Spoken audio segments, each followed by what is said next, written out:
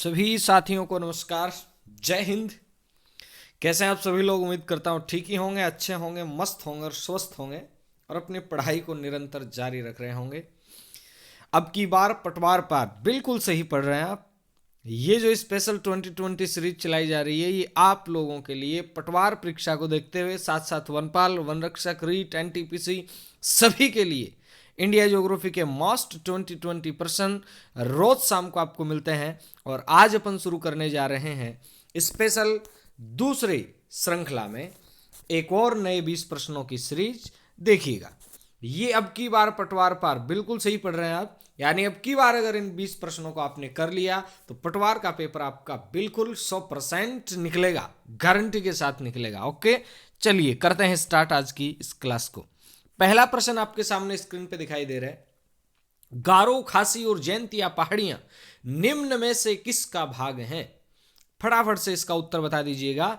गारो, खासी और जयंतिया पहाड़ियां निम्न में से किसका भाग हैं?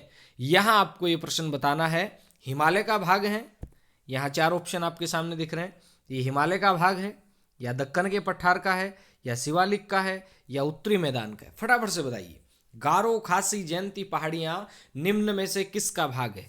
इसका सही जो आंसर होगा वो होगा प्यारे मित्रों, सही आंसर जो इसका है वो है दक्कन के पठार का। अब गुरुजी दक्कन के पठार का बोले तो दक्कन का पठार कई जगह आपको दक्कन का पठार मिलेगा, और ये प्रायद्वीप पठार भी लिखा जा सकता है। ठीक है, प्रायद्वीप पठार। यानी गारो, खासी और जयंतियां निम्न में से किसका भाग है? प्रायद्वीप पठार का है। ये हिमालय का हिस्सा नहीं है, ये शिवालिक का हिस्सा नहीं है, ये उत्तरी मैदान का हिस्सा नहीं है, ये प्रायद्वीप पठार का भाग है। कैसे? ये है तो तीनों मेघालय में, लेकिन फिर भी कैसे ये प्रायद्वीप पठार का हिस्सा है? तो देखिएगा और समझने की कोशिश कीजिएगा कि ये मेघालय में होते हुए भी प्रायद्वीप पठार का हिस्सा कैसे है। इस स्लाइड में आप देखने की कोशिश कीजिएगा। ये जो आप देख पा रहे हैं यहां ये वो वेस्ट बंगाल देख रहे हैं आप। वेस्ट बंगाल, इधर बिहार है, इधर झारखंड है, छत्तीसगढ़ नीचे है, इधर आपका उड़ीसा वगैरह है। अब ये वाला जो हिस्सा है ये प्रायद्वीप पठार का हिस्सा है। किसका हिस्सा है भाई साहब? प्रायद्वीप पठार का। और यहां पे ये जो गेप देख रहे हैं आप, इसे कहते हैं मालदा गेप या राजमहल गारो गेप। ये जो मालदा गेप है, इसके कारण ये वाला जो पार्ट है, ये वाला पार्ट प्रायद्वीप पठार से क्या हो गया? अलग हो गया। आज ये वाला भाग है, ये हमें ऐसा लगता है कि ये जो उत्तर पूर्वी हिमालय है, इस हिमालय का एक हिस्सा है, जबकि ऐसा बिल्कुल भी नहीं है।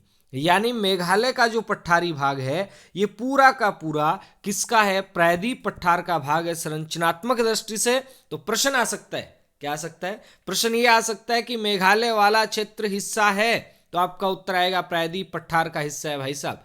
और ये अलग कैसे हुआ? ये प्रायद्वीप पठार से अलग हुआ एक गेप के द्वारा, और इस गेप को कहा जाता है मालदा गेप, और मालदा नाम पड़ा पश्चिमी बंगाल के एक जिले के कारण। तो प्रश्न बनता है मालदा गेप किसके बीच में?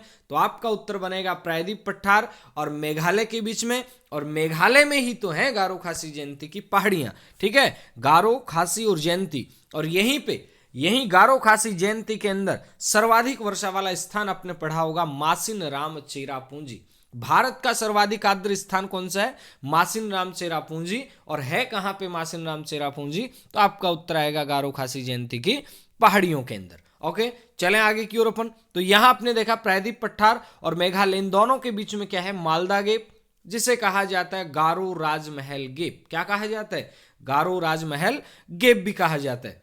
अब चलते हैं अपन आगे की ओर। देखिएगा, अब ये जो आप गेप देख रहे हैं, यहां आपने पहाड़ियां देखी, ये देखिएगा, ये गारो हिल्स है, गारो, खासी, जयंती। ये तीनों की तीनों पहाड़ियां कहां पे हैं? तो आपका उत्तर बनेगा गारो, खासी, जयंती। ये तीनों पहाड़ियां मेघालय के अंदर। कहां पे? मेघालय में।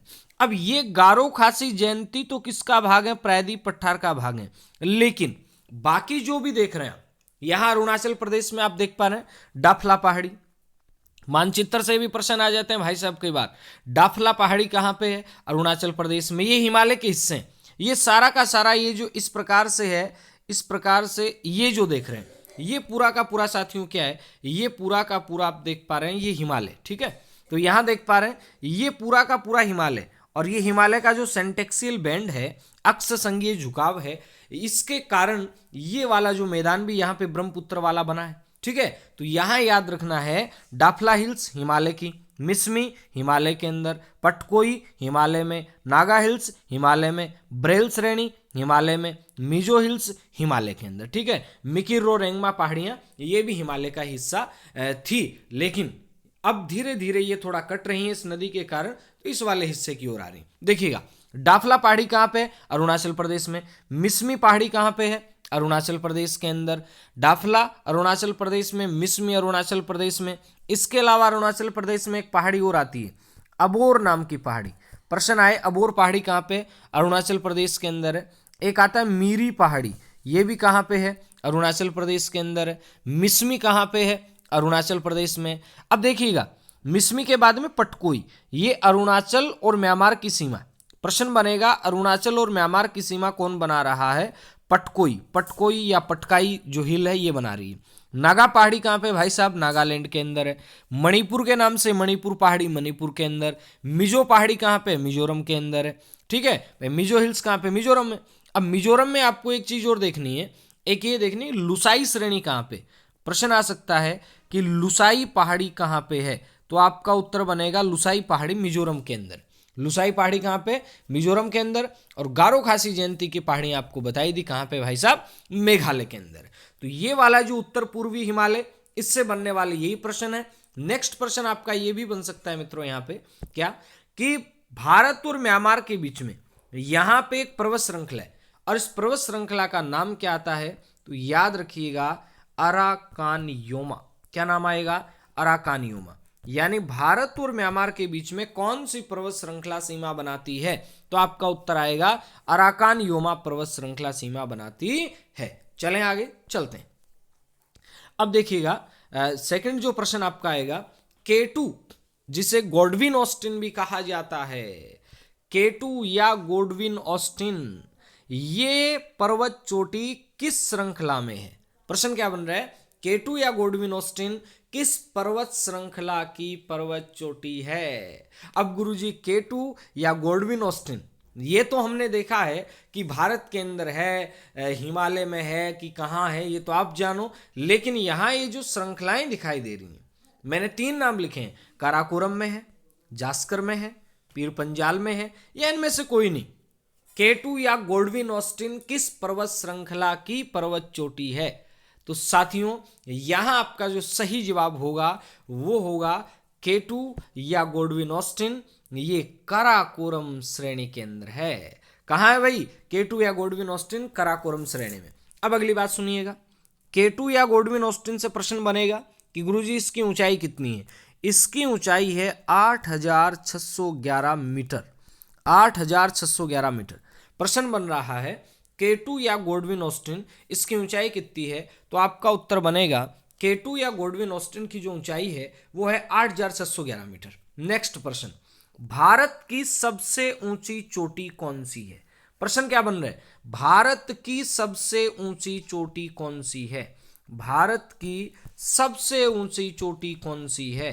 तो आपका उत्तर बनेगा भारत की सबसे ऊंची चोटी ये K2 या गॉडविन ऑस्टिन है। अब गुरुजी इसकी स्थिति कहां पे? तो सुनिएगा, इस K2 या गॉडविन ऑस्टिन है, इसकी स्थिति कहां पे है? ये पीओके वाले क्षेत्र में पड़ती है। कहां पड़ती है भाई साहब? पीओके वाले क्षेत्र में। कहां पड़ती है? पीओके वाले क्षेत्र में। पाक जो ऑक्यूपाइड कश्मीर है, पाक अधिकृत जो कश्मीर है, वहां पड़ती है।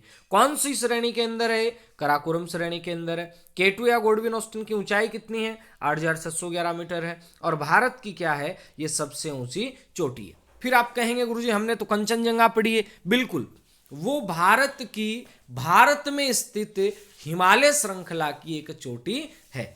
भारत में स्थित हिमालय श्रृंखला की एक चोटी है, वो है कंचनजंगा, जो सिक्किम के अंदर है। और ये कहां पे है? ये आपका पीओ के क्षेत्र में है, काराकोरम श्रेणी के अंदर है। तो ये प्रश्न बड़ा ही अच्छा प्रश्न। K2 या गॉडविन ऑस्टिन की ऊंचाई कितनी है? 8611 मीटर। चले नेक्स्ट प्रश्न की ओर, उससे पहले इसकी स्थिति देख लेते हैं। ये जो आप हिमालय देख रहे हैं, इस हिमालय में K2 या गॉडविन ऑस्टिन की जो आप स्थिति देख रहे हैं, ये स्थिति रही K2 या गॉडविन ऑस्टिन।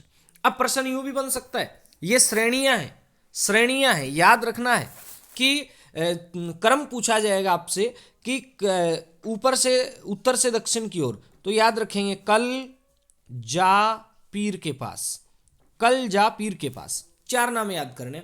कल जा पीर के पास, कल जा पीर के पास, कल जा पीर के पास, चल कल जा पीर के पास, यानी कैसे कराकोरम श्रेणी, लै से लद्दाख श्रेणी, जा से जास्कर श्रेणी, और पी से क्या आ जाएगा मित्रों, पीर पंजाल श्रेणी।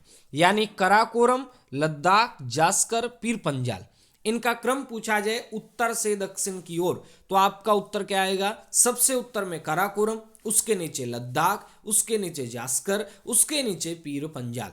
कराकोरम, लद्दाख, जास्कर, पीर पंजाल, कराकोरम, लद्दाख, जास्कर, पीर पंजाल। रिपीट कीजिएगा मेरे साथ, ये केवल प्रश्न नहीं है, ये केवल 2020 प्रश्न नहीं है। अरे भाई साहब, ओवर तो 20 ही होते हैं, लेकिन गेंदे हैं वो तो 20 × 6 बोले तो कितनी होती हैं, 120 गेंदे होते हैं, रन कितने भी बन सकते हैं।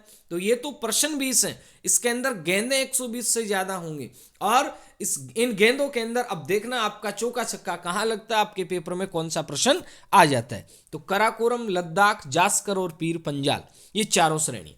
उत्तर से दक्षिण क्रम पूछे तो ऐसे बताना है। मान लेते हैं प्रश्न आपका पूछ लिया जाता है पूर्व से पश्चिम, कैसे, पूर्व से पश्चिम, तो सबसे पूर्व में कराकोरम है, फिर लद्दाख है, फिर जास्कर है, और फिर क्या है, पीर पंजाल। सेम ही क्रम बनेगा, कराकोरम, लद्दाख, जास्कर, पीर पंजाल। ठीक है, अब देखिएगा, इसमें नेक्स्ट प्रश्न और बना लेता हूं मैं, क्या बना लेता हूं, देखिएगा, ये वाला जो कराकोरम है, लद्दाख है, जास्कर है, पीर पंजाल है, इसके अलावा हिमालय का एक वर्गीकरण और आता है जो सिडनी बुराड़ ने दिया था। एक कश्मीर हिमालय, एक पंजाब हिमालय, आपका पंजाब हिमालय, कुमायूं हिमालय, नेपाल हिमालय और असम हिमालय। ये वर्गीकरण किसने दिया था, ये सिडनी बुराड़ ने दिया था। किसने दिया था भाई साहब, सिडनी बुराड़ ने, नदियों के आधार पे। अभी देखेंगे अपन। अब देखिए आगे की ओर चलते हैं अपन। श्रेणियों का क्रम आ गया ना, वही उत्तर से दक्षिण श्रेणियों का क्रम कैसे है। सबसे पहले कौन सी श्रेणी भाई साहब, कराकोरम, दूसरे नंबर पे कौन सी है, लद्दाख, फिर कौन सी है, जास्कर, फिर कौन सी है, पीर पंजाल। ये धौलाधर और शिवालिक की बात है। इन चारों का क्रम आपको याद रखना है, कराकोरम, लद्दाख, जास्कर और पीर पंजाल। ठीक है, अब चलते हैं आगे की ओर। आगे आ रहा है निम्नलिखित पर्वत चोटियों का पूर्व से पश्चिम सही क्रम कौन सा है, यानी सबसे पूर्व में कौन सी चोटी है और सबसे पश्चिम में कौन सी चोटी है। ये प्रश्न आपके सामने आ गया पेपर में, मान लो पटवार में आ गया भाई साहब प्रश्न, फटाफट से उत्तर बताइए इसका। देख रहा हूं मैं कौन कौन सही बता रहे हैं, देखे, वेरी गुड, शानदार। बताओ बताओ बताओ, ऐसे ए बी करने से काम नहीं चलेगा, फटाफट से उत्तर आना चाहिए इसका। निम्नलिखित पर्वत चोटियों का पूर्व से पश्चिम की ओर सही क्रम कौन सा है। चलो आपने बताया, अब मैं बताता हूं। सबसे पूर्व में कौन सी है, कंचनजंगा। कंचनजंगा के बाद में इसके सहारे कौन सी है भाई साहब, मकालू। मकालू के सहारे कौन सी, एवरेस्ट। और एवरेस्ट के बाद में कौन सी आएगी, अन्नपूर्णा। आगे क्रम यूं बनता चलेगा, जैसे धौलागिरी आ गई, उसके बाद में आपका नंदा देवी आ गई। ठीक है, ये आगे चोटियां ऐसे ही चलती रहेंगी। ठीक है, तो यहां आपको इतना याद रखना है, कंचनजंगा, मकालू, एवरेस्ट, अन्नपूर्णा। कंचनजंगा, मकालू, एवरेस्ट, अन्नपूर्णा, यानी सबसे पूर्व में कंचनजंगा है, उसके जस्ट पास मकालू है, उसके बाद में एवरेस्ट है, और उसके बाद में कौन सी है, अन्नपूर्णा चोटी आ जाती है। ठीक है, चलिए आगे चलते हैं नेक्स्ट प्रश्न की ओर अपन। सतलज एवं काली नदियों के बीच का कौन सा प्रादेशिक विभाग स्थित है, यानी सतलज और काली नदियों के बीच में कौन सा प्रादेशिक भाग स्थित है।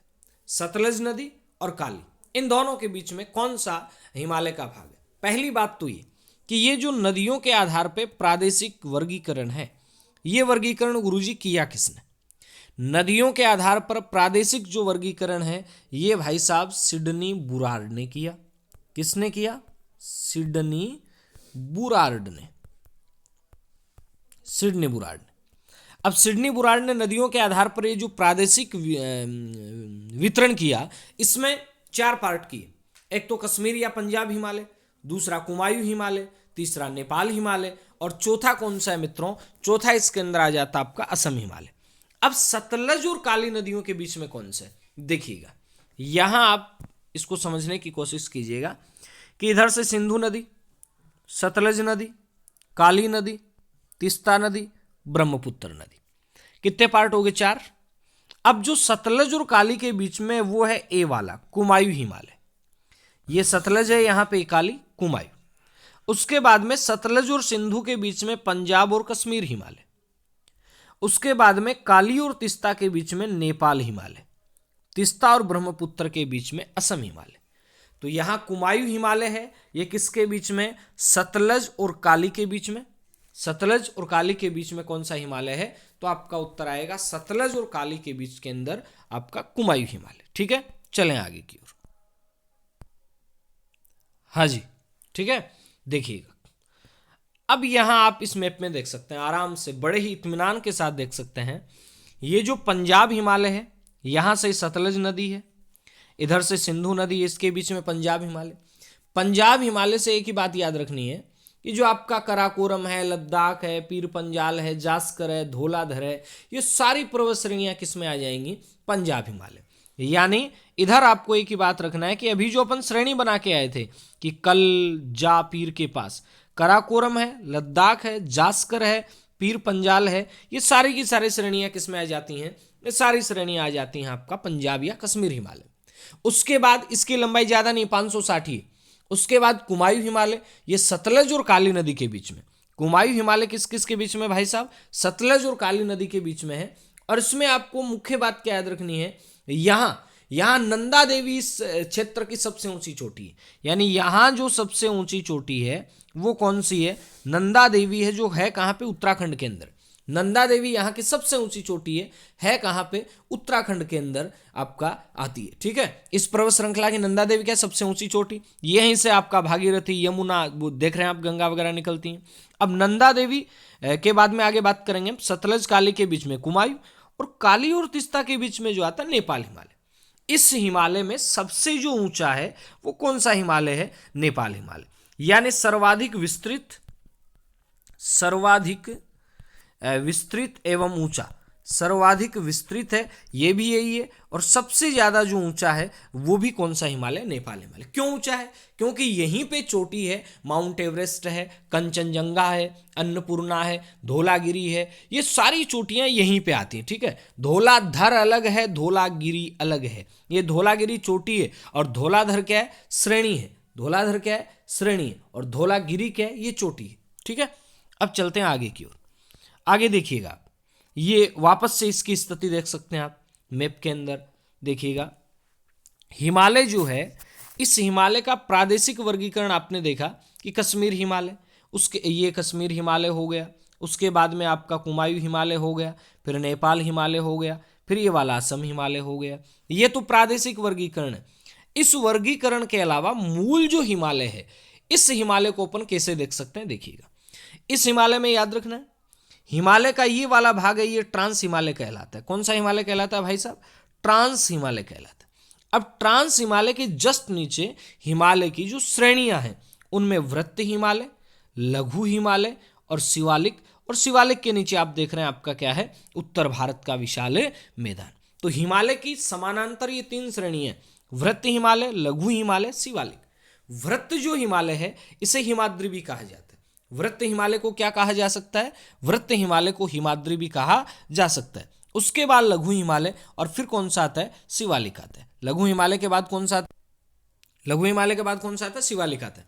अब देखिएगा, एक एक हिमालय के वर्गीकरण को अपन देखते हैं। पहले वृद्ध हिमालय। अब वृद्ध हिमालय से क्या क्या प्रश्न बन सकता है? सुनिएगा, वृद्ध हिमालय को कहा जाता है सर्वोच्च हिमालय। प्रश्न बनेगा, वृद्ध हिमालय को क्या कहते हैं भाई साहब? सर्वोच्च हिमालय कहते हैं। इसे ही सर्वोच्च हिमालय कहते हैं, इसे ही कहते हैं हिमाद्री।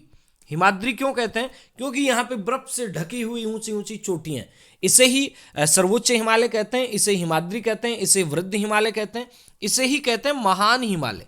इसे ही क्या कहते हैं अपन? महान हिमालय कहते हैं। प्रश्न आ जाएगा, महान हिमालय किसका नाम है? वृद्ध हिमालय का ही नाम है।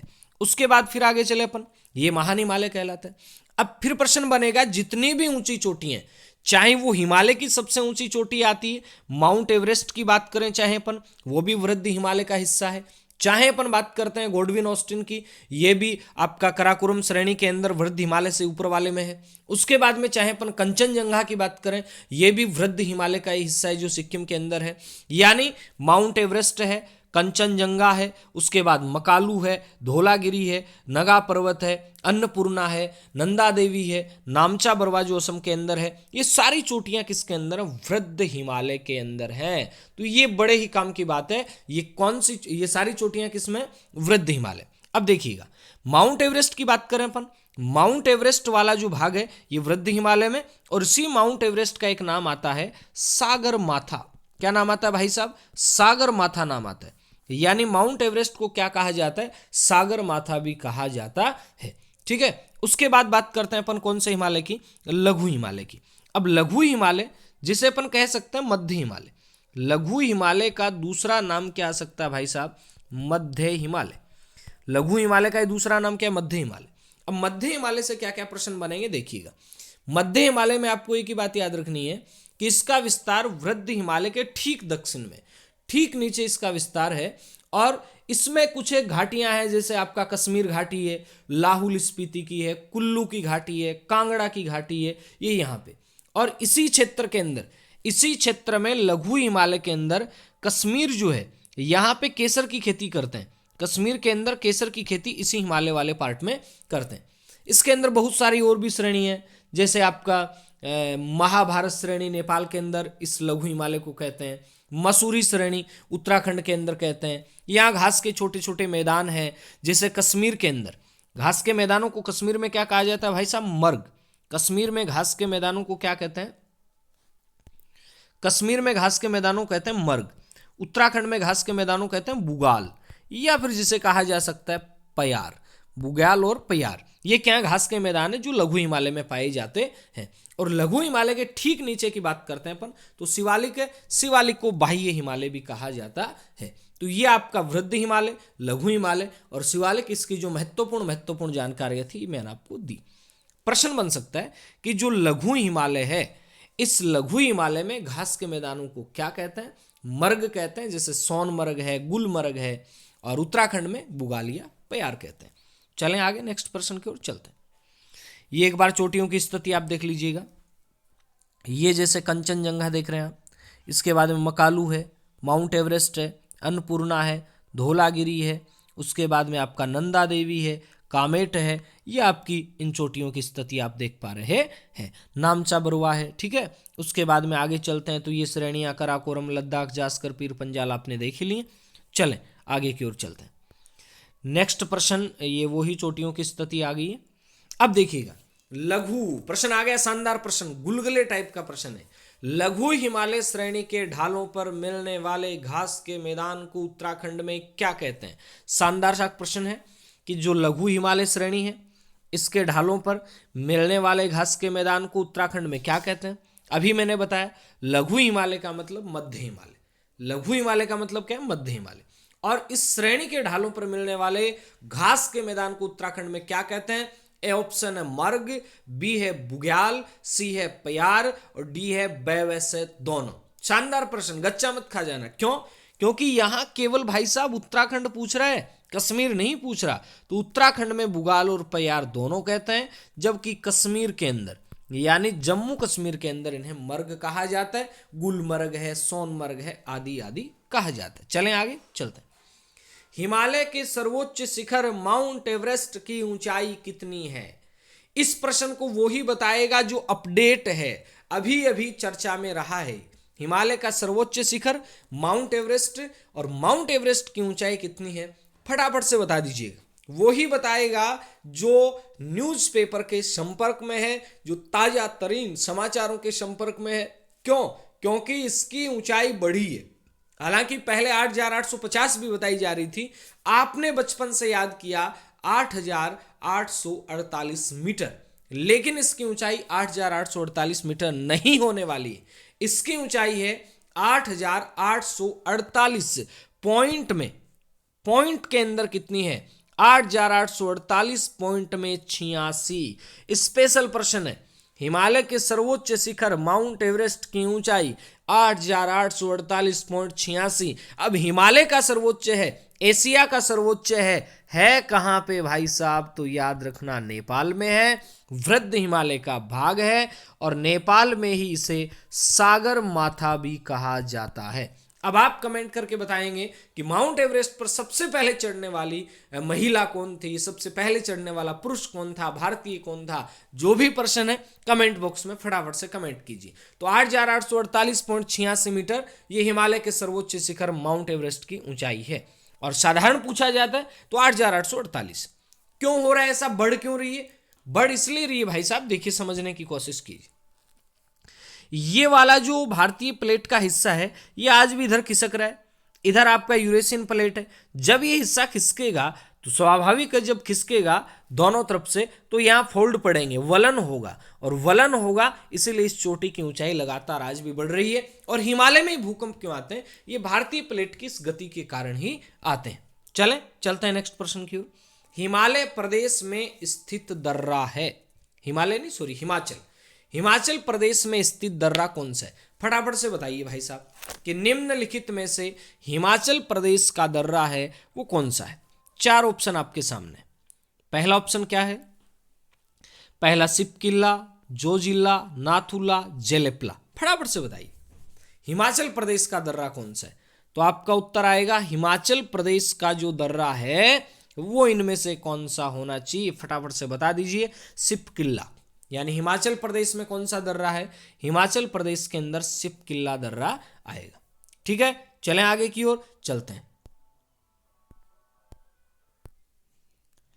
तो हिमाचल का दर्रा कौन सा है? सिपकिल्ला। अब देखिए हिमाचल के जो दर्रे हैं इनकी एक ट्रिक बनती है, वही हिमाचल के अंदर दर्रे हैं कौन कौन से। तो आपको एक ही लाइन याद करनी है भाई साहब, क्या कि हिमाचल का रोहित बड़ा सक पकाता है, हिमाचल का रोहित बड़ा सक पकाता है। बस बोले तो हिमाचल, रोहित से रोहतांग दर्रा, रोहित से क्या हो जाएगा? रोहतांग दर्रा, बड़ा से बड़ा लाचा दर्रा, और सक पकाने से सिपकिल्ला दर्रा। यानी रोहतांग दर्रा हिमाचल प्रदेश में, बड़ा लाचा दर्रा हिमाचल प्रदेश में, और सिपकिल्ला दर्रा भी हिमाचल प्रदेश में। और सिपकिल्ला जो दर्रा है, प्रश्न नेक्स्ट और बनेगा इससे कि सिपकिल्ला दर्रा कौन सी श्रेणी में है? तो आपका उत्तर आएगा सिपकिल्ला दर्रा जास्कर श्रेणी में। कौन सी श्रेणी में भाई साहब? जास्कर श्रेणी में। ठीक है, फिर प्रश्न बनेगा आपका कि ये जो है शिमला से तिब्बत का रास्ता देगा। शिमला से कहां का रास्ता देगा? तिब्बत का रास्ता देगा। सिपकिल्ला के अलावा आपको बताया बड़ा लाचा दर्रा, और बड़ा लाचा दर्रा के साथ साथ आपको बताया रोहतांग दर्रा। ये कहां के मुख्य दर्रे हैं? हिमाचल प्रदेश के। ठीक है, अब हिमाचल प्रदेश के बाद में अब आप कहेंगे नाथुला और जेलेपला कहां के दर्रे हैं भाई साहब? ये दोनों के दोनों दर्रे सिक्किम के दर्रे हैं। कहां के दर्रे हैं? सिक्किम के दर्रे हैं। और सिक्किम में आपको एक ही बात याद रखनी है कि सिक्किम का नाथू जेल में है। सिक्किम का नाथू कहां पे भाई साहब? जेल में। सिक्किम का जो नाथू है वो जेल के अंदर है। बस एक ही बात याद करनी, सिक्किम का नाथू है वो कहां पे? जेल में। तो नाथुला और जेलेपला ये दोनों के दोनों दर्रे कहां पे हैं? सिक्किम के अंदर। सिक्किम का नाथू कहां पे भाई साहब? जेल के अंदर। सिक्किम का नाथू कहां है? जेल के अंदर। ठीक है, उसके बाद में जोजिल्ला दर्रा कहां पे? जोजिल्ला दर्रा ये जम्मू कश्मीर के अंदर। ये जो दर्रा है ये कहां पे? जम्मू कश्मीर के अंदर। अब प्रश्न फिर बनेगा कि जम्मू कश्मीर के अंदर जोजिला दर्रा तो है, लेकिन ये किसको किससे जोड़ेगा? ये श्रीनगर को किससे जोड़ता है? लेह से जोड़ता है। श्रीनगर को किससे जोड़ेगा? लेह से जोड़ेगा। कराकोरम दर्रा भी कहां पे? जम्मू कश्मीर में। एक बार जम्मू कश्मीर के दर्रों को अपन लिस्टेड कर लेते हैं। कराकोरम दर्रा, कराकोरम दर्रा कहां पे? जम्मू कश्मीर में। उसके बाद जोजिला दर्रा कहां पे? जम्मू कश्मीर में। और जोजिला दर्रा जम्मू कश्मीर में। बुर्जिल दर्रा कहाँ पे है? जम्मू कश्मीर में। और बनिहाल दर्रा कहाँ पे है? जम्मू कश्मीर में। और पीर पंजाल दर्रा भी कहाँ पे? जम्मू कश्मीर में। तो ये कहाँ के दर्रे हैं? जम्मू कश्मीर के। सिक्किम का याद रखना है कि सिक्किम का नाथू कहाँ पे भाई? सिक्किम का नाथू जेल के अंदर है। उसके अलावा अरुणाचल प्रदेश के अंदर दर्रा है जिसका नाम आता है बोमडिल्ला दर्रा। कौन सा? बोमडिल्ला दर्रा है, ये अरुणाचल प्रदेश में। प्रश्न बनेगा बोमडिल्ला दर्रा कहाँ पे? अरुणाचल प्रदेश के अंदर है। उसके अलावा यांगयाप दर्रा कहाँ पे है? अरुणाचल प्रदेश के अंदर है। इसके अलावा दीफू दर्रा कहाँ पे है? अरुणाचल प्रदेश में। पांगसाड दर्रा कहाँ पे है? अरुणाचल प्रदेश के अंदर। लिखापानी दर्रा कहाँ पे है? अरुणाचल प्रदेश के अंदर। तो ये आपके कई से दर्रे हैं। सॉरी, लिखापानी आपका नीचे आ जाएगा नागालैंड के अंदर। ठीक है, नागालैंड और मणिपुर की सीमा पे। ठीक है, ये दर्रे कहाँ पे आपका? अलग अलग राज्यों में, मैंने आपको बताया। फटाफट से उत्तराखंड के दर्रे और रह गए। उत्तराखंड में दो दर्रे हैं, उनमें आपको याद करना है मालिनी, यानी मान दर्रा, नीति दर्रा, लिपुलेख दर्रा। उत्तराखंड की मालिनी, बस हो गया यार, उत्तराखंड की मालिनी। मान, नीति, लिपुलेख, मान, नीति, लिपुलेख, मान, नीति और लिपुलेख। अब चलते हैं आगे की ओर। नेक्स्ट प्रश्न है, जोजिला दर्रा किसको किससे जोड़ता है? तो याद रखिएगा, जोजिला दर्रा अभी मैंने आपको बताया, ये श्रीनगर को किससे जोड़ेगा? ये श्रीनगर को लेह से जोड़ेगा। श्रीनगर को किससे जोड़ेगा? लेह से। जोजिला दर्रा किसको किससे जोड़ता है? श्रीनगर को लेह से जोड़ने का काम जो करता है वो कौन सा? जोजिला दर्रा। अब चलते हैं अपन आगे की ओर। प्रश्न है, निम्नलिखित में से सुमेलित नहीं। दर्रों का एक भी प्रश्न आपका गलत नहीं होना चाहिए। निम्नलिखित में से सुमेलित नहीं है, बाकी सारे सुमेलित हैं, एक सुमेलित नहीं है। और अभी तो बताया था भाई साहब, अभी बताया था कि सिक्किम का नाथू कहाँ पे जेल में है। सिक्किम का नाथू कहाँ पे? जेल में। तो नाथू तो जेल में भाई साहब सिक्किम का है, अरुणाचल में कहाँ से चला गया? ठीक है, तो ये गलत है। बाकी लिपुलेख उत्तराखंड में है, रोहतांग हिमाचल में है, और पाल घाट कहाँ पे है? केरल के अंदर। पाल घाट कहाँ पे भाई साहब? केरल के अंदर। ठीक है, उसके बाद आगे चलते हैं। नेक्स्ट प्रश्न आता है, हिमालय में, अच्छा प्रश्न, शानदार प्रश्न, जानदार प्रश्न, इस प्रश्न का कोई तोड़ नहीं है। हिमालय में मुख्य सीमांत भ्रंश पृथक करता है। हिमालय में, प्रश्न फिर पढ़ना, हिमालय में मुख्य सीमांत भ्रंश, मुख्य बोले तो मेन, सीमांत सीमा बोले तो बाउंड्री, भ्रंश बोले तो फॉल्ट, ये एमबीएफ जो है ये किसको किससे अलग करेगा? अच्छा प्रश्न है। अगर ये प्रश्न आपने बता दिया तो मान लिया जाएगा कि आप वाकई में अधीनस्थ चयन बोर्ड के लेवल की तैयारी कर रहे हैं, क्योंकि अधीनस्थ चयन बोर्ड है, ये कभी भी ऐसे सीधे प्रश्न नहीं देगा भारत का क्षेत्रफल कितना है, भारत का क्षेत्रफल विश्व के क्षेत्रफल में कितना है, यहां ऐसे। तो इसी प्रकार हिमालय में जो अप्लाइड क्वेश्चन है, इनमें आ रहा है हिमालय में मुख्य सीमांत भ्रंश एमबीएफ किसको किससे अलग करेगा? फटाफट से बता दीजिए। हिमालय में मुख्य सीमांत भ्रंश है, ये किसको किससे अलग करेगा? तिब्बत को वृद्ध हिमालय से अलग करेगा, या वृद्ध हिमालय को मध्य लघु हिमालय से अलग करेगा, या मध्य हिमालय को शिवालिक से अलग करेगा, या शिवालिक को भाबर से अलग करेगा? फटाफट बताइए मित्रों। देखिएगा, एमबीएफ जो है ये मध्य हिमालय को किससे अलग करेगा? मध्य हिमालय को शिवालिक से अलग करेगा। मध्य हिमालय को शिवालिक से अलग करने का काम कौन कर रहा है? Main boundary fault. अब देखिएगा, आप समझने की कोशिश कीजिएगा कैसे करते हैं। ये दर्रे हैं जी, दर्रे का नाम है आपका भ्रंश है। मैंने आपको बताया कि हिमालय में एक तो आता है इधर तिब्बत हिमालय। कौन सा हिमालय? मैं ऐसे लिख देता हूं, ठीक है, हाँ जी। एक तो आता है तिब्बत हिमालय, टी फॉर तिब्बत हिमालय याद रखना, ठीक है। उसके बाद में आता है भाई साहब वृत्त हिमालय। वृत्त हिमालय के बाद में आता है मध्य हिमालय। मध्य हिमालय के बाद में आता है शिवालिक। शिवालिक के बाद में आता है आपका उत्तर भारत का विशाल मैदान। अब देखिएगा, बातों को समझने की कोशिश कीजिएगा। यहां आप इस प्रकार से इनको देख सकते हैं। हिंज लाइन है, ये तिब्बत हिमालय और वृद्ध हिमालय के बीच में है, यानी वृद्ध हिमालय और तिब्बत हिमालय के बीच में हिंज लाइन सच्चर जोन है। उसके बाद में वृद्ध हिमालय और मध्य हिमालय के बीच में मुख्य मध्य भ्रंश।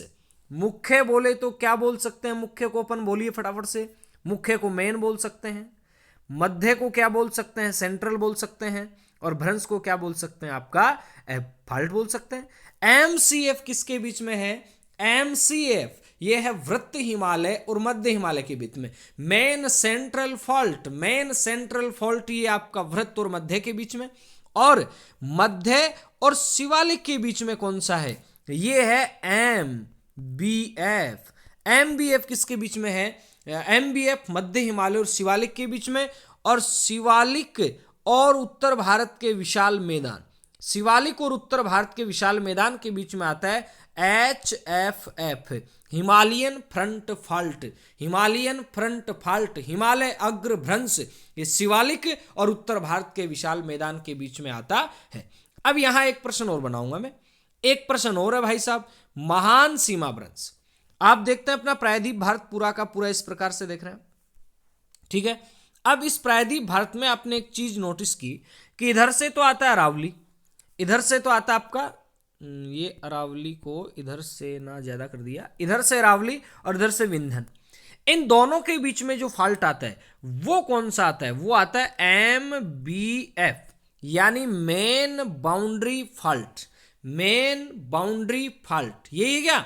नहीं जी, मेन बाउंड्री फॉल्ट थोड़ी आएगा, यहां आएगा GBF। क्या आएगा? GBF। बोले तो ग्रांड बाउंड्री फॉल्ट, महान सीमा भ्रंश, यानी GBF, GFBF नहीं, GBF, great boundary fault. Grand या ग्रेट एक ही बात है। ग्रेट बाउंड्री फॉल्ट, महान सीमा भ्रंश किसके बीच में है? अरावली और विंध्याचल के बीच में। महान सीमा भ्रंश किसके बीच में? अरावली और विंध्याचल के बीच में। तो ये थोड़ा सा समझने वाली बातें थी, एक बार फिर रिपीट कर देता हूं, समझने की कोशिश कीजिएगा। ये जो हिंज लाइन है ये किसके बीच में आती है? ये तिब्बत और वृद्ध के बीच में है, जबकि मुख्य मध्य भ्रंश है ये वृद्ध और मध्य हिमालय के बीच में आएगा। मुख्य सीमा भ्रंश मध्य और शिवालिक के बीच में आएगा। हिमालय अग्र भ्रंश शिवालिक और आपका उत्तर भारत के विशाल मैदान के बीच में। महान सीमा भ्रंश है ये अरावली और विंध्य के बीच में। अगर बात समझ में आई है तो बताइएगा। चलते हैं आगे की ओर। नेक्स्ट प्रश्न है, निम्न में से कौन सी घाटी उत्तराखंड में है? अच्छा प्रश्न है कि कौन सी ऐसी घाटी है जो उत्तराखंड के अंदर, फटाफट बताइए भाई साहब, उत्तराखंड में कौन सी घाटी है? चार ऑप्शन आपके सामने हैं। चार ऑप्शन में पहले नंबर पे जो ऑप्शन दिखाई दे रहा है आपको वो है गलवान घाटी, दूसरे नंबर पे ऑप्शन दिखाई दे रहा है चंबा घाटी, तीसरे नंबर पे फूलों की घाटी और चौथे नंबर पे आ जाता है भाई साहब कौन सा? चुंबी घाटी। पूछ क्या रहे हैं भाई साहब? ये उत्तराखंड में। अब उत्तराखंड में जो घाटी है वो कौन सी घाटी है? फूलों की घाटी। उत्तराखंड में कौन सी घाटी है? फूलों की घाटी। फिर आपका प्रश्न बनेगा, ये तो आ गई बात समझ में कि उत्तराखंड में कौन सी घाटी है? फूलों की घाटी। लेकिन इसके अलावा भी तो और प्रश्न बनते हैं भाई साहब। कौन कौन से बनते हैं देख लेते हैं। गलवान घाटी कहां पे है जी? गलवान घाटी जम्मू कश्मीर में, जो भी विवादित रहा था भारत और किसके बीच में? चाइना के बीच में। ये गलवान नदी द्वारा निर्मित घाटी अपने आप के अंदर। और ये लद्दाख के अंदर जो LAC देखते हैं अपन, LAC जो देखते हैं गलवान घाटी, ये LAC के पास है। बोले तो लाइन ऑफ एक्चुअल जो कंट्रोल देखते हैं भारत और चीन के बीच में, जो आपका लाइन बनाई हुई है एक, वहां पे घाटी गलवान घाटी जम्मू कश्मीर में। एक मरखा घाटी, मूर्ख घाटी नहीं, मरखा घाटी, नुब्रा घाटी, ये भी कहां पे आपका? ये भी आपका जम्मू कश्मीर में। फिर प्रश्न बनेगा गुरुजी चंबा घाटी कहां पे पढ़ी आपने? चंबा जो घाटी है ये घाटी मित्रों आएगी आपका कहां पे? हिमाचल प्रदेश के अंदर। चंबा घाटी कहां पे? हिमाचल प्रदेश में। यानी आपसे प्रश्न पूछ लिया जाए कि चंबा घाटी कहां पे? हिमाचल प्रदेश में। हिमाचल में कुल्लू घाटी भी है जिसे देवताओं की घाटी कहते हैं, किन्नौर घाटी है, पार्वती घाटी है, सांगला घाटी, मालना घाटी, कुल्लू घाटी, मांगी, स्पीति, लाहुल, कांगड़ा, पता नहीं कितनी है, लेकिन चंबा घाटी याद रखिएगा। अब चुंबी, अब बोलो चुंबी ये भी कोई घाटी होती है भाई साहब? चुंबी घाटी बिल्कुल होती है। चुंबी घाटी कहां पे है? तो मित्रों याद कीजिएगा, चुंबी घाटी सिक्किम के अंदर है। चुंबी घाटी कहां पे? सिक्किम के अंदर है। जो मतलब भारत का चिकन नेक कहते हैं अपन, भारत का जो चिकन नेक कहा जाता है सिलीगुड़ी से गुजरती है, ठीक है, सिलीगुड़ी वाले क्षेत्र से गुजर के और आगे अरुणाचल का नाम है, भूटान की ओर जाने का मार्ग प्रदान करती है। कौन सी? तो आपका आएगा चुंबी घाटी। यानी चुंबी घाटी जो है ये भारत के चिकन नेक के पास है, भारत के चिकन नेक के पास है, गलियारे के पास है। तो याद रखिएगा कि चुंबी घाटी कहां पे? सिक्किम के अंदर है। चुंबी घाटी कहां पे? सिक्किम में। एक घाटी और पूछ लूं मैं आपसे कि शांत घाटी कहां पे है? चलो बताइएगा, शांत घाटी कहां पे है? प्रश्न आपसे कि शांत घाटी, शांत घाटी। अब हिंदी में तो पता नहीं आप बता पाएंगे कि नहीं बता पाएंगे, और ये मुझे पक्का पता है कि जैसे मैंने इंग्लिश लिख दिया वैसे आप बता देंगे। शांत घाटी, साइलेंट वैली, जो जानी जाती है आपका जैव विविधता के लिए, बायोडाइवर्सिटी के लिए, ये कहां पे है? केरल में भाई साहब। कहां पे? केरल के अंदर। याद रखेंगे कहां पे? केरल के अंदर है, नीलगिरी की पहाड़ियों पे। केरल का एक जिला आता है पलक्कड़, पलक्कड़ जिला, वहां पे। तो शांत घाटी कहां पे? केरल के अंदर। शांत घाटी कहां पे? केरल में। चलें आगे। उत्तर भारत में उप हिमालय क्षेत्र के सहारे फैले हुए समतल मैदान को क्या कहा जाता है? 4 ऑप्शन आपके सामने, भाबर, तराई, बांगर, खादर। फटाफट से बताइए। उत्तर भारत है, उप हिमालय का क्षेत्र है और वहां पे समतल मैदान है, उसे क्या कहते हैं? जरा गौर कीजिएगा। ये मैंने कहा जी, इधर बना देते हैं अपन, ये इधर ऐसा करके, ऐसा करके। अब यहां पे आपको देखना क्या है भाई साहब जी, ये हिमालय हो गया पूरा, हिमालय के जस्ट नीचे मैदान है। अब हिमालय से जैसे ही ये नदियां निकल के आएंगी, तो अपने साथ कंकड़ पत्थर लाएंगी, और ये जो कंकड़ पत्थर से यहां मैदान बनता है, इस मैदान को मित्रों क्या नाम दिया जाता है? भाबर। इस मैदान को क्या कहते हैं? भाबर। और यहां पे नदियां विलुप्त हो जाती हैं। यहां पे नदियां क्या हो जाती हैं? विलुप्त हो जाती हैं। ये जो कंकड़ पत्थर युक्त मैदानी क्षेत्र है, यहां नदियां क्या हो जाती हैं? विलुप्त हो जाती हैं। और विलुप्त हो जाती हैं तो प्रश्न एक बार रीट में आया था पिछली बार कि कौन से क्षेत्र में नदियां भूमिगत हो जाती हैं, तो आपका उत्तर आएगा भाबर के अंदर नदियां क्या हो जाती हैं? भूमिगत। छोटी छोटी नदियां, बड़ी नदियों पे तो कोई फर्क नहीं पड़ेगा। ये उप हिमालय के ठीक नीचे है, कंकड़ पत्थर युक्त क्षेत्र है, जहां पे बड़े बड़े बोल्डर हैं, गोलास्म है, तो ये भाबर। अब जरा गौर कीजिएगा, भाबर के जस्ट नीचे क्या है? भाबर के जस्ट नीचे, यानी इसके नीचे भी नदियां वापस से निकलती हैं, और वापस जब निकलती हैं इसके नीचे, तो ये वाला जो क्षेत्र है, ये वाला स्पेशल क्षेत्र, ये कहलाता है तराई। क्या कहलाता है भाई साहब? तराई। भाबर है, भाबर के ठीक नीचे कौन सा है? भाबर के ठीक नीचे तराई। अब तराई के बाद में नदियां आएंगी तो अपने साथ जलोढ़ मिट्टी लाएंगी, और जब नदियां जलोढ़ मिट्टी लाएंगी मित्रों, तो उस जलोढ़ मिट्टी का यहां पे जमाव होगा, जलोढ़ मिट्टी का यहां पे जमाव होगा। अब ये तो हो गया पुराना जलोढ़, ये तो क्या हो गया? पुराना जलोढ़ हो गया, जिसे अपन बांगर कह सकते हैं। क्या कह सकते हैं? बांगर। लेकिन अब नदियां जैसे ही नीचे की ओर जाएंगी, तो प्रत्येक वर्ष नवीन मिट्टी का जमाव करेंगी। प्रत्येक वर्ष नदियां क्या करेंगी? प्रत्येक वर्ष नदियां नवीन मिट्टी का जमाव करेंगी, और ये जो नवीन मिट्टी यहां पे जमा होगी, इस नवीन मिट्टी को मित्रों कहा जाता है खादर। तो मैदान में 4 बातें स्पेशल याद रखनी। नंबर 1 मैंने क्या बताया? भाबर, ये वाला जो भाबर क्षेत्र है। उसके बाद में नंबर 2 पे बताया तराई, तराई के बाद में बताया बांगर, और बांगर के बाद में खादर। प्रश्न बनेगा कि जलोढ़ मिट्टी है, इसके कितने प्रकार देखे अपन ने? तो आप कहेंगे जलोढ़ मिट्टी के 2 प्रकार देखे, एक बांगर और दूसरा खादर। बांगर क्या है? ये पुराना जलोढ़ है। बांगर कौन सा जलोढ़ है भाई साहब? पुराना जलोढ़ ये बांगर है, और नया जो जलोढ़ है वो क्या? खादर। उपजाऊ कौन सा इनमें? तो खादर है। भारत में सबसे ज्यादा मिट्टी कौन सी पाई जाती है? तो आपका उत्तर आएगा जलोढ़। तो भाबर, तराई, बांगर, खादर, और लास्ट में जो यहां मैदान के अंदर देखने को मिलता है वो मिलता है डेल्टा। तो यहां 4 ही चीजें याद रखनी है। 4 चीजों में कौन कौन सी? भाबर, भाबर में क्या है? कंकड़ पत्थर है, हिमालय का जो गिरिपथ क्षेत्र है वहां पे है। उसके बाद में देखा नीचे तराई वाला क्षेत्र, तराई वाले क्षेत्र में क्या है? दलदली क्षेत्र है, और यहां पे आपका गन्ना, चावल, गेहूं ये होता है। बांगर मैंने अभी आपको बताया कि उत्तरी मैदान की उच्च भूमि है, पुराने जलोढ़ से बनी हुई, यहां बाढ़ का पानी नहीं पहुंचता। बाढ़ से जो प्रभावित एरिया है वो कौन सा है? खादर वाला। यहां मैप में देख रहे हैं बिहार वाला जो एरिया है ये बाढ़ से प्रभावित है। तो खादर मिट्टी का जमाव भी ज्यादा कहां पे? बिहार के अंदर है। खादर मिट्टी का ज्यादा जमाव कहां पे? बिहार के अंदर, कुछ यूपी के अंदर, ठीक है। खादर का, बांगर का नहीं, खादर का, ठीक है। खादर भूमि की मृदा है, इसमें चीका मिट्टी ज्यादा होती है, ये नमी धारण करती है, नमी धारण करने की कैपेसिटी इसमें थोड़ी सी ज्यादा होती है। तो ये क्या है? ये मैदान के निचले भाग में। प्रश्न आ सकता है कि खादर कहां? मैदान के निचले भाग में। अगर समझ में आ रहा है तो इस 2020 सीरीज को आप शेयर जरूर कीजिएगा, क्योंकि बिना शेयर किए जाएंगे तो ठीक नहीं रहेगा, ठीक है। तो मोटारो समझ में आ रही है ना? आ रही है तो आप आगे चला और स्क्रीनशॉट थे फटाफट लेता चलो। फिर चलते हैं आगे की ओर। ये भाई साहब, भारत का सघन जनसंख्या घनत्व वाला भौतिक प्रदेश कौन सा है? यानी भारत का सबसे बड़ा भौतिक प्रदेश वो तो प्रायद्वीप भारत है, लेकिन सघन जनसंख्या घनत्व है, यानी भारत में सबसे ज्यादा पॉपुलेशन डेंसिटी कहां पे है? 4 ऑप्शन आपके सामने, फटाफट से उत्तर देना आपको कि सघन जनसंख्या घनत्व वाला जो भौतिक प्रदेश है वो कौन सा है? उत्तर पर्वतीय प्रदेश है, उत्तर भारत का विशाल मैदान है, प्रायद्वीप भारत है, तटीय प्रदेश है।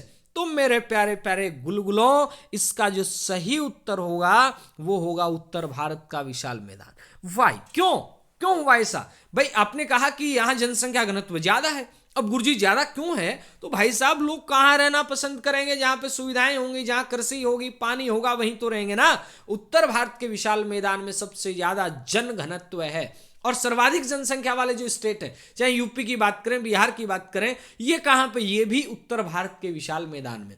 भारत में सबसे ज्यादा जनसंख्या कहां की है? तो आपका उत्तर आएगा उत्तर प्रदेश की। लेकिन अगर बात की जाती है सबसे ज्यादा जन घनत्व है, तो याद रखना है बीपी, याद रखना है बीपी। ज्यादा भीड़ भाड़ में क्या हो जाती है? बीपी हाई हो जाती है। तो बांग्लादेश नहीं आएगा यहां पे, यहां आएगा बिहार और पी से पश्चिम बंगाल। यानी बिहार और पश्चिम बंगाल जन घनत्व वाले, ज्यादा जन घनत्व वाले जिले हैं और इन दोनों का जन घनत्व है 1000 से ऊपर है। भारत के कितने राज्यों का जन घनत्व 1000 से ऊपर है? बिहार और पश्चिम बंगाल, इन दोनों का जन घनत्व 1000 से ऊपर है, 1000 से ऊपर। सर्वाधिक जन घनत्व बिहार का है। तो गुरुजी सबसे कम जन घनत्व कहां का है? सबसे कम जन घनत्व मित्रों अरुणाचल प्रदेश का है। कहां का है? अरुणाचल प्रदेश का। और राजस्थान की तैयारी कर रहे हैं तो राजस्थान का जन घनत्व आपको आना चाहिए, 200 व्यक्ति प्रति वर्ग किलोमीटर। भारत के जन घनत्व की बात है 382 व्यक्ति प्रति वर्ग किलोमीटर। बाकी बातें अपन जनसंख्या टॉपिक में कर ही लेंगे। तो उत्तर भारत का विशाल मैदान, यहां पे सर्वाधिक जन घनत्व है, सबसे ज्यादा उपजाऊ मैदान है, सर्वाधिक जन घनत्व है। गंगा, सिंधु, ब्रह्मपुत्र, इन 3 मुख्य नदियों से बना हुआ यह समतल मैदान है। ये सिंधु नदी से लेकर ब्रह्मपुत्र नदी के बीच में स्थित मैदान है। ये आपका इस मैदान की बात थी। चलें आगे नेक्स्ट प्रश्न की ओर चलते हैं। निम्नलिखित में से एक को शुष्क डेल्टा, मैं गारंटी के साथ कहता हूं ऐसे प्रश्न ही अधीनस्थ चयन बोर्ड उठाएगा, घिसे पिटे प्रश्न बिल्कुल नहीं उठाएगा। शुष्क डेल्टा किसे कहा जाता है? अगर यह प्रश्न आपने बता दिया तो मान लीजिए कि आप बड़ी उच्च स्तरीय तैयारी कर रहे हैं। आपको ना कोई पटवार में रोक सकता, ना कोई रीट में रोक सकता और ना ही आपको कोई आरएस तक रोक सकता। अगर ऐसा प्रश्न आप कर लेते हैं तो फटाफट से बताइए, देखता हूं मैं, देखते हैं कितना दम है, कितनी तैयारी की आपने। निम्नलिखित में से एक को शुष्क डेल्टा भी कहा जाता है। किसको कहते हैं भाई साहब शुष्क डेल्टा? बताइए फटाफट से, बताइए फटाफट से, किसको कहते हैं शुष्क डेल्टा? क्लास तो लंबी हो रही, कोई दिक्कत नहीं। शुष्क डेल्टा निम्नलिखित में से किसे कहा जाता है? फटाफट से बताइए। तो सुनिए, शुष्क डेल्टा, अभी मैंने कहा हिमालय है, हिमालय के ठीक नीचे ये क्या है? ये भाबर वाला प्रदेश है। अब भाबर वाले प्रदेश में क्या है कि इसे जलोढ़ शंकु, जलोढ़ पंख है, वो इस प्रकार से इकट्ठे हो जाते हैं। देखने में ऐसा लगता है कि जैसे ये कोई डेल्टा है। देखने में ऐसा क्या लगता है कि जैसे कोई ये डेल्टा है। इस प्रकार से, इस प्रकार से ये यहां पे एक पेटिका बन जाती है और इसी पेटिका को मेरे प्यारे मित्रों क्या कहा जाता है? शुष्क डेल्टा कहा जाता है। चलें आगे चलते हैं। तो शुष्क डेल्टा भाबर क्षेत्र में जलोढ़ पंख और जलोढ़ शंकु। गुम्फित प्रवाह प्रतिरूप कहां देखने को मिलते हैं? गुम्फित प्रवाह प्रतिरूप यानी जहां पे नदियां जो हैं वो आपका नीचे वाले क्षेत्रों में, पहाड़ी क्षेत्रों के अंदर गायब हो जाती हैं। अब यहां भाबर क्षेत्र तो है नहीं, यहां तो 4 मैदान है। असम का मैदान, गंगा का मैदान, गंगा और गंगा, 3 गंगा के मैदान, ऊपरी गंगा, मध्य गंगा, निचली गंगा। ऊपरी गंगा के मैदान के अंदर, ऊपरी गंगा के मैदान में मुख्यतः यूपी आता है, मध्य गंगा के मैदान में मुख्यतः बिहार आता है और निचली गंगा के मैदान के अंदर वेस्ट बंगाल, पश्चिम बंगाल आ जाता है। तो ये जो गुम्फित अपवाह प्रतिरूप है ये कौन सी गंगा में है? कोई सी गंगा में नहीं है भाई साहब। ये देखा जाता है असम के मैदान में या फिर ब्रह्मपुत्र के मैदान में देखा जाता है गुम्फित प्रवाह प्रतिरूप। उसके बाद नेक्स्ट चलते हैं अपन, बांगर प्रदेश की कंकरीली भूमि को क्या कहा जाता है? अच्छा प्रश्न है ना। बांगर प्रदेश की कंकरीली भूमि को क्या कहा जाता है? इसे कहा जाता है भूड़। भूड़ बोले भूड़। बांगर प्रदेश है, पुरानी जलोढ़ भूमि है और यहां अपक्षय के कारण मुलायम मिट्टी तो नष्ट होगी और बची कंकरीली। इस कंकरीली मिट्टी को क्या कहते हैं मित्रों? भूड़ कहते हैं, भूड़। रेह या कल्लर क्या है?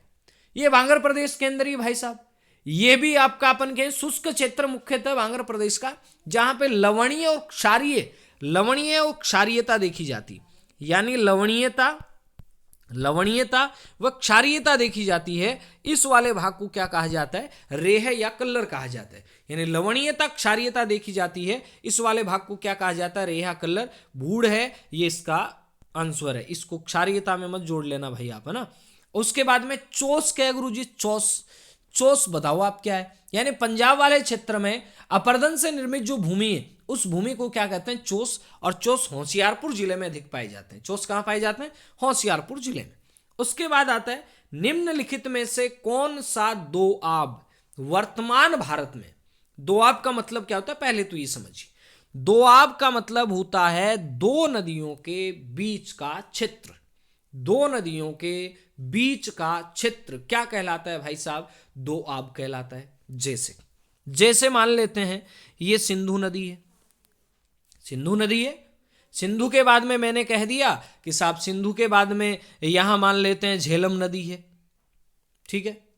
उसके बाद में मैंने कहा जी चिनाब नदी है, मैंने कहा जी रावी नदी है, मैंने कहा जी व्यास नदी है, मैंने कहा जी सतलज नदी है। जो भी नदियां हैं आप ये बताइए कि दोआब किसे कहते हैं? दोआब का मतलब दो नदियों के बीच का क्षेत्र। और पंजाब नाम किस आधार पे पड़ा? इसे आधार पे तो पड़ा ना कि 5 नदियों के बीच का क्षेत्र क्या कहलाया? पंजाब। अब भाई साहब ये पूछ रहे हैं कि निम्न में से कौन सा दोआब वर्तमान भारत में? बिस्त व बारी दोआब है ये वर्तमान भारत में। बिस्त और बारी दोआब ये कहां पे? भारत में है। बिस्त व रचना दोआब है, बिस्त व चाज है, या सिंधु सागर दोआब है? तो आपका उत्तर बनेगा बिस्त व बारी दोआब है। ये क्या है? वर्तमान भारत में है। बाकी सारे के सारे जो दोआब हैं ये कहां पे हैं? ये वर्तमान पाकिस्तान वाले क्षेत्र में आते हैं। अब बिस्त व बारी से क्या है तो देखिएगा, वैसे क्या बन गया भाई साहब? वैसे बोले तो वैसे व्यास बन गया, व्यास और सतलज के बीच वाला क्षेत्र, और व्यास और रावी के बीच वाला क्षेत्र। व्यास और सतलज के बीच का क्षेत्र, व्यास और रावी के बीच का क्षेत्र, ये भारत में है। देखिएगा फटाफट से आप रीड कर लीजिएगा इसको, बहुत अच्छा प्रश्न है। बिस्त दोआब किसके बीच में? व्यास और सतलज के बीच में। बारी दोआब व्यास और रावी के बीच में है।